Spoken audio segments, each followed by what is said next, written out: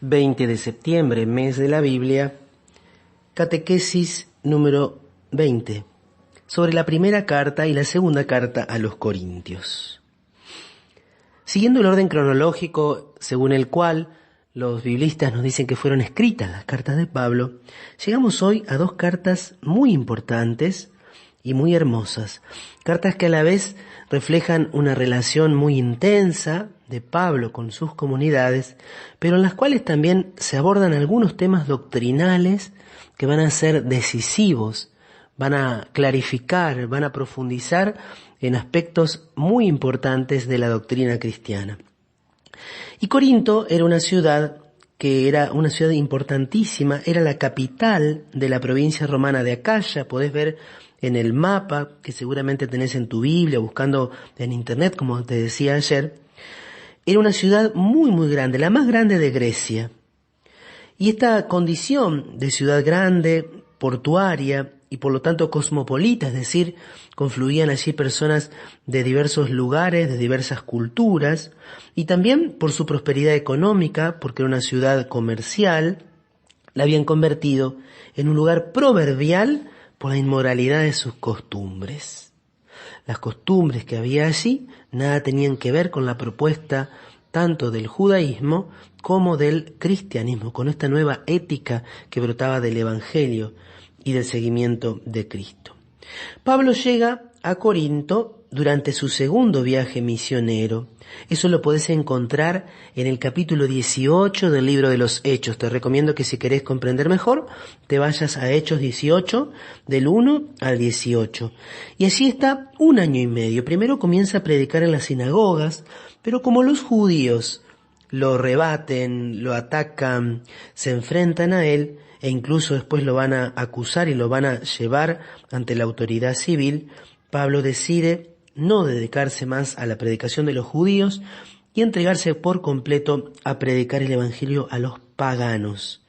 Allí Pablo pudo establecer en ese año y medio donde quedó una comunidad entusiasta y muy fervorosa.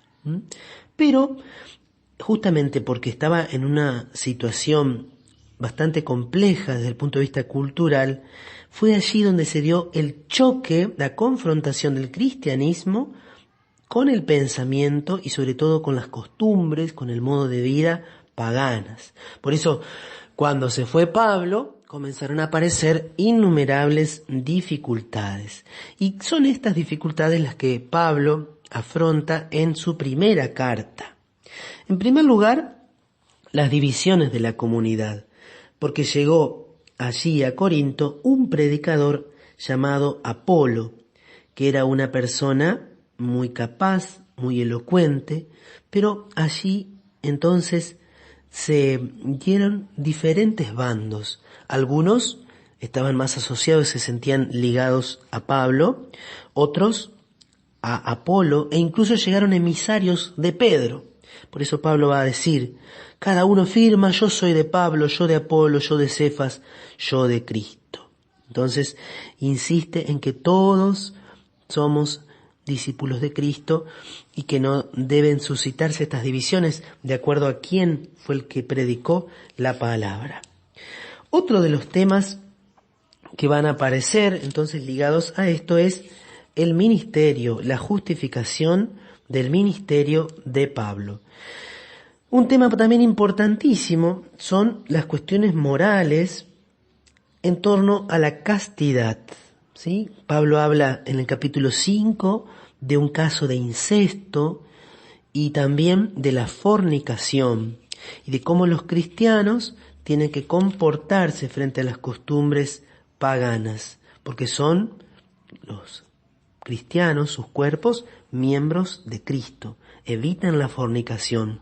Cualquier otro pecado es externo a su cuerpo, pero el que fornica peca contra su propio cuerpo, directamente en contra de las costumbres paganas.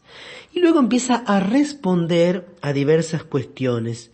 Está muy claro que los corintios habían escrito a Pablo, por eso Pablo dice en el capítulo 7, ahora responderé lo que ustedes me han preguntado por escrito.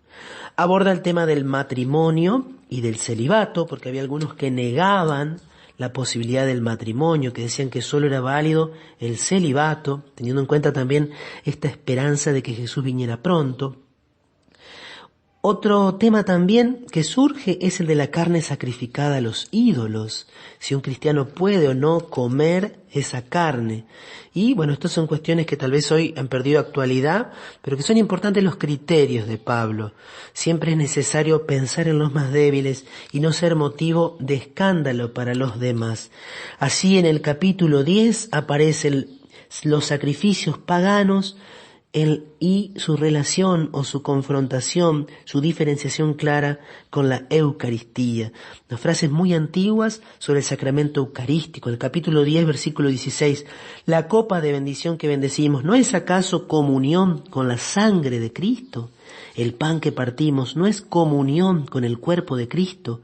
Ya que hay un solo pan, todos nosotros, aunque somos muchos, formamos un solo cuerpo porque participamos de ese único pan. Fíjense, año 53, 54, esta carta ya nos presenta una teología eucarística, la Eucaristía como aquello que edifica la Iglesia. Y de nuevo en el capítulo 11, cuando Pablo se va a ocupar de los desórdenes que se daban en las asambleas, división entre los pobres y los ricos, la función de las mujeres, los distintos abusos, así se va a dar el relato más antiguo de la institución de la Eucaristía. Acordate que el Evangelio de Marcos, nosotros lo fechamos en torno al año 60, incluso 65, y los otros dos evangelios sinópticos, Mateo y Lucas, hacia el año 80. Por lo tanto, la narración que hace Pablo de la institución de la Eucaristía es la más antigua que nosotros tenemos en los libros santos. Está en el capítulo 11, versículo 23. Lo hace con una fórmula que es muy importante. Lo que yo recibí y a mi vez les he transmitido es lo siguiente, la fórmula de la tradición. Aparece también en el capítulo 12 los dones espirituales y la analogía del cuerpo. Iglesia como cuerpo de Cristo.